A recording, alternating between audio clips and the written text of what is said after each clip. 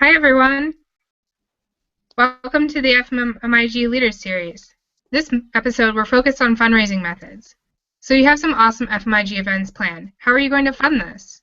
I'm Kelsey Murray and I'm a med student at OSU, Med 3, and I'm also the Region 1 coordinator for the FMIG network.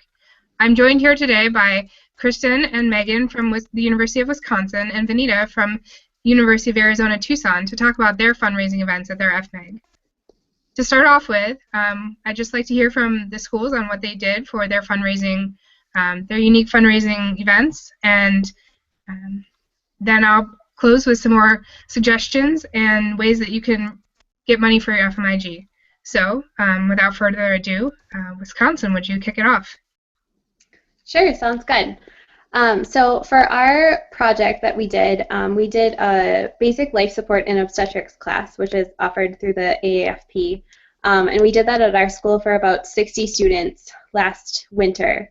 And so to put on this project, this involved a ton of fundraising and getting instructors to come and teach our students how to manage obstetric emergencies from the perspective of family medicine, which was a super awesome event. In order to raise, we had to raise about a couple $1,000s to do this. And so some of the things that we did that were really helpful is, one is just kind of reaching out to family medicine organizations that you have access to. So we got a lot of funding from the South Central chapter of the Wisconsin AFP.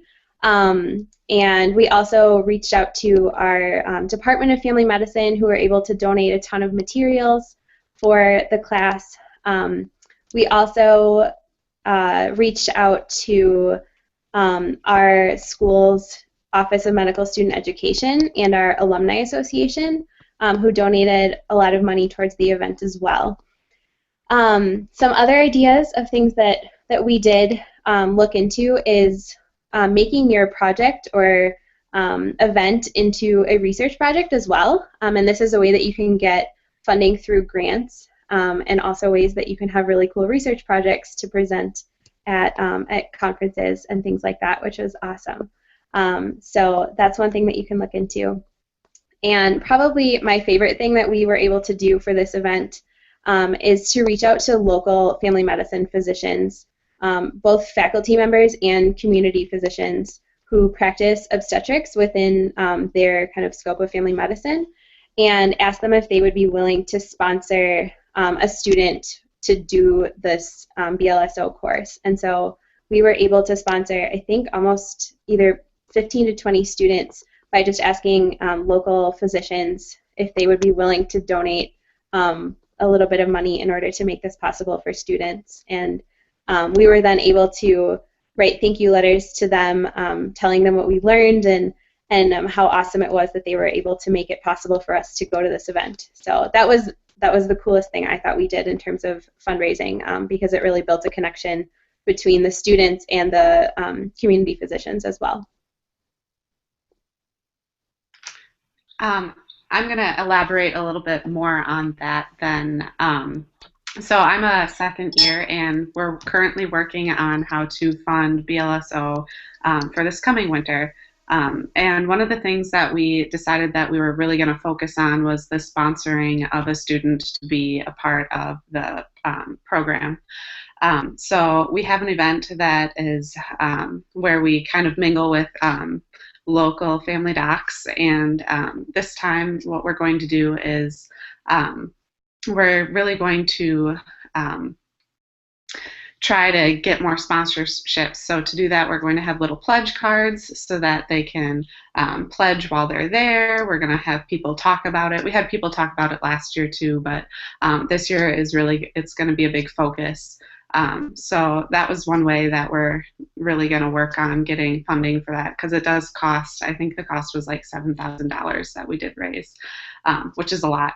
And then other resources that we did was we also ended up having students pay last year as well. You do get certified for this, so it was worth it for most people. And we're going to be increasing the price just because there was a lot of mix around at the end. So an increased price will hopefully keep people with the program. And then also it was just so worth it that we think people would be willing to pay more. So those were some ways that we used fundraising to help us. Great, thank you for sharing. Benita, do you want to tell us about your event? Yeah, hi, I'm Benita. I'm from the University of Arizona in Tucson. I'm a third year here. And so our family medicine interest group in May of 2014 did a fundraiser. There is a student who was supposed to be graduating that year who unfortunately passed away. From an accident, and his name was Zach Orman, and he was involved with our Family Med interest group in addition to also the Wilderness Medicine interest group at our school.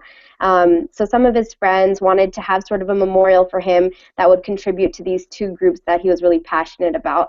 So we had a fundraiser at a rock climbing gym called Rocks and Ropes here in Tucson, and it just got a lot of different people from the medical school community and the general community out there rock climbing and also raising money for both of these interest groups. As our Family Med interest group, we used some of the money to help fund workshops that we had for our students the next year. And in addition, I just wanted to say our family medicine interest group is really lucky and reaches out to a lot of our family medicine faculty, and they've been also contributing a lot to our family medicine interest group by hosting dinners. For example, when fourth years match into family medicine, they have a dinner where then second and third years can talk with the fourth years about any advice about applying for a residency and things like that. So I think some of our fundraising success is due to working with other interest groups and also working with closely with our family medicine faculty. Awesome. Thank you for sharing. Thank you. This was so great to hear about the different ways that schools are raising money for their FMIGs. I really love the idea of the personal connection that you guys had in Wisconsin with the physicians' pledges, and in Arizona how you guys really were able to get people active and learning awareness about family medicine and wilderness medicine as well. I think that's really awesome. Other ways that other schools have raised money for funds for their events, for community programs that they put on, include t-shirt sales, bake sales. Often your medical school will have a student government or student activities association which provides funds for interest groups. You can also check out your family medicine department and ask them for any funding. One other resource that Wisconsin already mentioned was their state AFP, their Association of Family Physicians, and you can see if they have any funds available for your FMIG or even just connections to local alumni or local physicians. Several schools have also had nearby family medicine residency programs sponsor an event where they either host them at the residency program or come to the med school and put on an event, and or residency fairs in some instances. I love the idea of connecting local physicians, whether that's through the pledges or getting them involved in connecting with the students at the match dinners or things like that. I think that's a really great idea to reach out to them and be connected with your community. The alumni program is a great suggestion that I think is a really untapped network and resource that you guys have at pretty much any medical school. Other things that you could consider are local rural medicine associations, which are often funded by family medicine programs, collecting change, putting on a benefit dinner, collaborating with other interest groups, as Tucson did, to kind of make your funds go a little bit more, and then having events in the community. So if you do volunteer work, raising funds for a volunteer event or for a need in your community, you could also look into getting grants for these community events, or even grants for research like you guys did at Wisconsin. That was a really neat idea, and something that you could definitely present at conferences. And finally, you could have other fundraising events similar to a rock climbing event, such as like a walk or a run event, or sponsoring events at your school, or sending FMIG members to those to participate in local events and kind of raise awareness of family medicine. So those are all things that schools have done in the past couple of years to raise money for their family medicine interest groups. and things that you guys could think about and when you're looking to see how you would fund this event. Other things that I want you guys to be aware of are things through the AAFP. Resources that we have. We're connected to this great network for the American Academy of Family Physicians that are really passionate about getting family medicine involvement and growing the FMIG network and getting students involved early.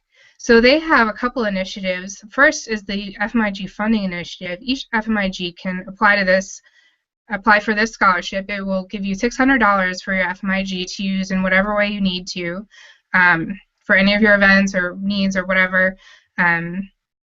There's an application process, which is pretty simple. You have to complete an online application and survey, host an event, have people at the event complete a survey, and submit those surveys to the family medicine, the AAFP.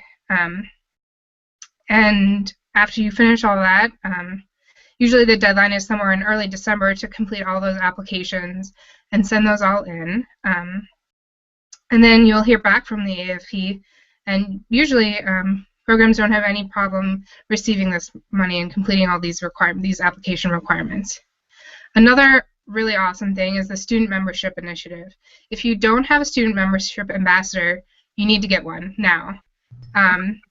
This is someone who is dedicated to putting AAFP membership a priority in your organization, and the great thing is that the AAFP rewards you, your FMIG, and also the student membership ambassador.